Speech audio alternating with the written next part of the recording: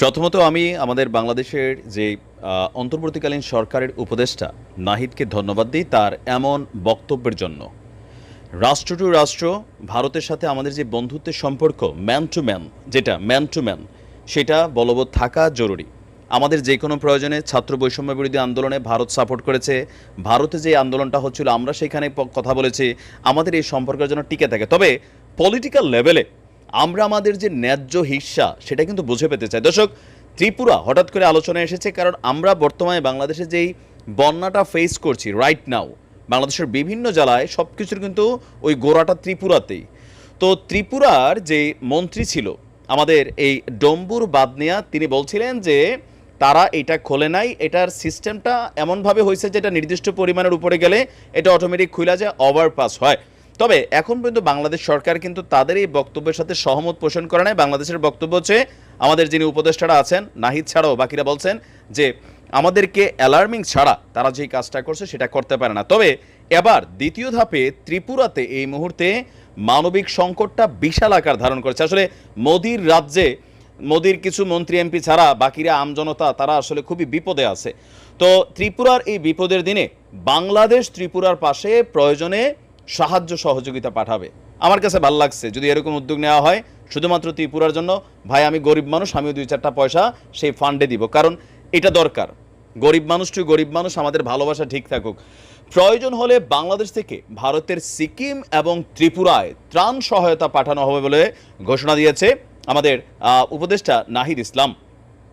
তার ফেসবুক এক পোস্টে সে লিখেছে, বাংলাদেশে জুলাই গণ অভ্যুত্থানের স্পিরিট এবং দেশ রক্ষায় ঐক্যবদ্ধ আমরা এবং যে কোনো সংকট মোকাবেলায় প্রস্তুত।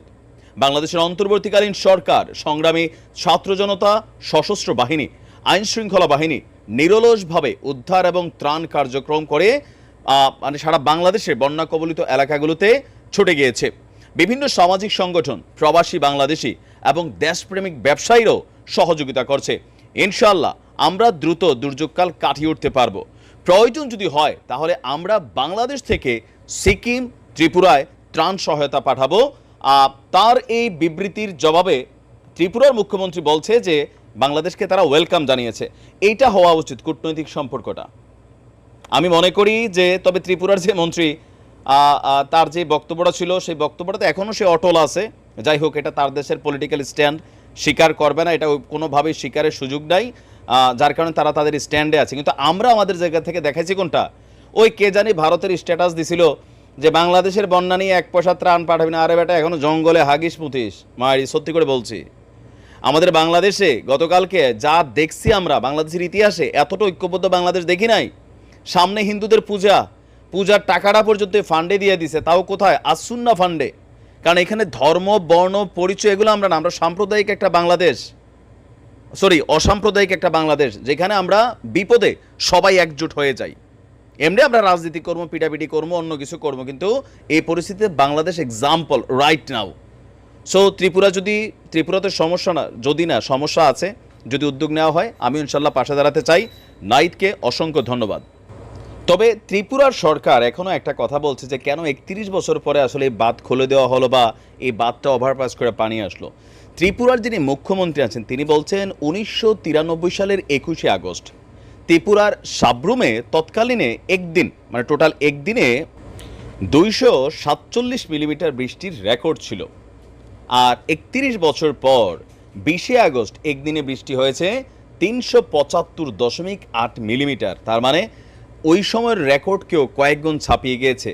তো এই হিসাবে আসলে আপনার পানিটা এতটা বেশি হয়ে গেছে যে তারা তাদের বাঁধ থেকে, এটা অটোমেটিক ওই বাঁধের সিস্টেম নাকি ডম্বুরের, যে আপনার নির্দিষ্ট একটা পরিমাণ মানে 94 মিটার জল ধারণ করার যে সর্বোচ্চ ক্ষমতাটা, এর বেশি পানির পরিমাণ হলেই আপনার অটোমেটিক্যালি এই গেট দিয়ে পানি বের হয়ে যায়।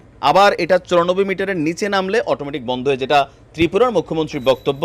কতটুকু সত্য মিথ্যা বলছে তারাই ভালো জানে। তবে অটোমেটিক উঠা গেলেও তাদের বক্তব্য এটা একদিনে এমনভাবে হয়েছে যে আমরা বাংলাদেশকে অ্যালার্মিং করার সুযোগ ছিল না।